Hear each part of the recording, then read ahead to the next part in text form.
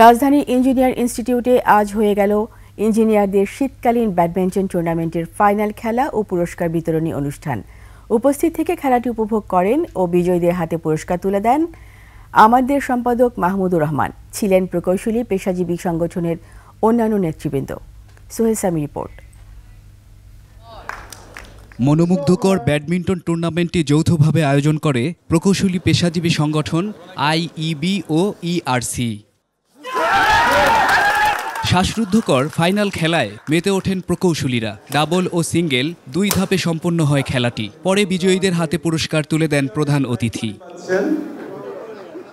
দীর্ঘদিন পর স্মৃতি বিজড়িত আইইউবিতে এসে আবেগ আপ্লুত হয়ে পড়েন তিনি। আমার প্রথম এবং প্রধান পরিচয় আমি একজন প্রকৌশলী, এবং আমি আমার সর্বশেষ পেশা অর্থাৎ সংবাদপত্র, সাংবাদিকতা, সম্পাদক হিসেবে যখন দায়িত্ব নিয়েছি তখন আমি মনে করেছিলাম আল্লাহর রহমতে এই পেশাতেও আমাকে সফল হতে হবে, কারণ আমার সফলতা এবং ব্যর্থতার পিছনে আমার প্রকৌশলী ইমেজ নির্ভর করছে। আমাকে প্রমাণ করতে হবে যে প্রকৌশলীরা যেখানেই যায় তারা সফল হয়। আমি সফল হয়েছি কিনা জানি না, তবে লড়াই করেছি এবং বাংলাদেশের স্বাধীনতা এবং জনগণের অধিকারের জন্য লড়াই করেছি। প্রকৌশলীদের এই হাড্ডাহাড্ডি প্রতিযোগিতা মুগ্ধ হয়ে উপভোগ করেন বিশেষ অতিথিরাও। মাহমুদুর রহমানকে পেয়ে তাদের আনন্দ আরও বেড়ে যায়।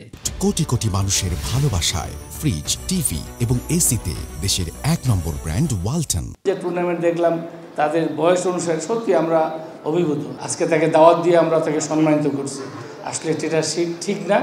উনি আজকে এখানে এসে আমাদের আমন্ত্রণ গ্রহণ করে তিনি আমাদেরকে সম্মানিত করেছেন। শেষে অতীত স্মৃতিচারণ ও খোশ গল্পে মেতে ওঠেন দেশসেরা এই প্রকৌশলীরা। 17.5 বছর পরে আমরা মুক্ত হয়েছি।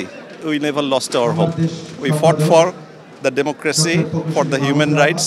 সোহেল সামি, 21 টেলিভিশন, ঢাকা।